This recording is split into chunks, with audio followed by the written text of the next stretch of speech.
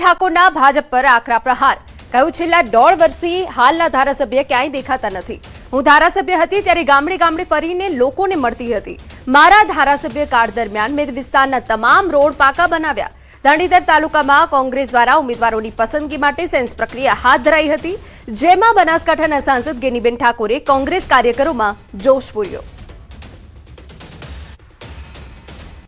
એવા અનેક રોડો ધારાસભ્ય હતી એ ટાઈમે મોટા ભાગે જતા થતા હતા એટલા કર્યા.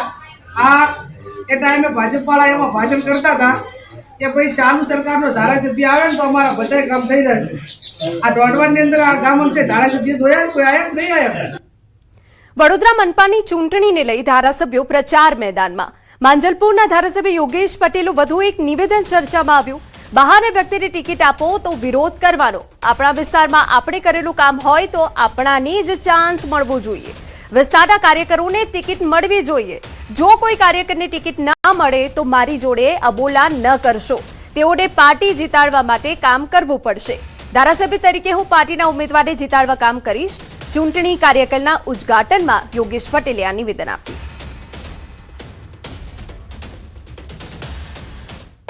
બહારથી કોઈ આવે તો લડવાનું હોય, આપણે બધા વિરોધ કરવાનો. આજે જો ભાઈ મહેનત આપણે કરી છે, આપણે બધે ફર્યા છે, આપણે મોટરો બસ ભરી છે, આપણે બધું જે પાર્ટીએ જે કીધું છે આપણે કર્યું, તો આપણાને ચાન્સ મળવો જોઈએ.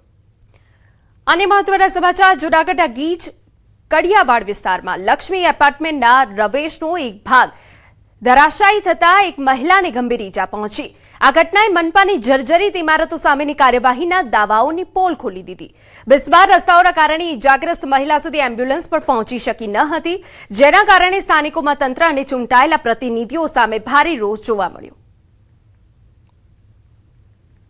એ બિલ્ડિંગની પડદી મારા વાઇફના માથા ઉપર લાગવાથી અત્યારે એની હાલત ગંભીર છે. તંત્રની ઘોર બેદરકારી. કડિયાવાડમાં 2 વર્ષ પહેલા આખું બિલ્ડિંગ પડ્યું હતું, એમાં 4 જણાના મોત થયા છે. અત્યાર સુધી કોર્પોરેશન લેવલે બધાએ મોટા અવાજે કીધું હતું તંત્રને કોઈને છોડવામાં નહીં આવે.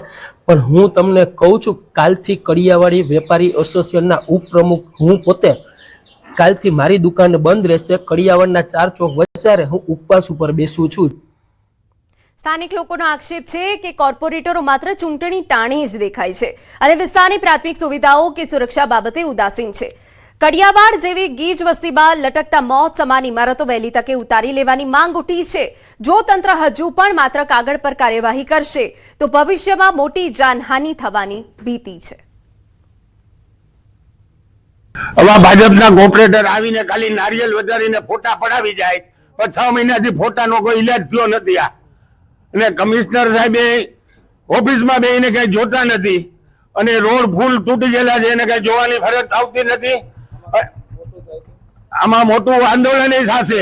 પોપડા પડવા, કોઈની માથે બેલા પડવા, આવું બધું થયા રાખે છે. નોટિસો આપે છે છતાં કોઈ પણ જાતની કાર્યવાહી થતી નથી.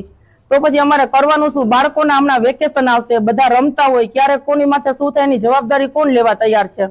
અહીંના રોડ કેટલા મહિનાથી ખોદેલા છે. ઘડીક ગટરનું કામ કરે, ઘડીક ભૂંગળાનું કામ કરે, બધી લાઈનોના કામ કરે, પણ રોડ બનતા નથી.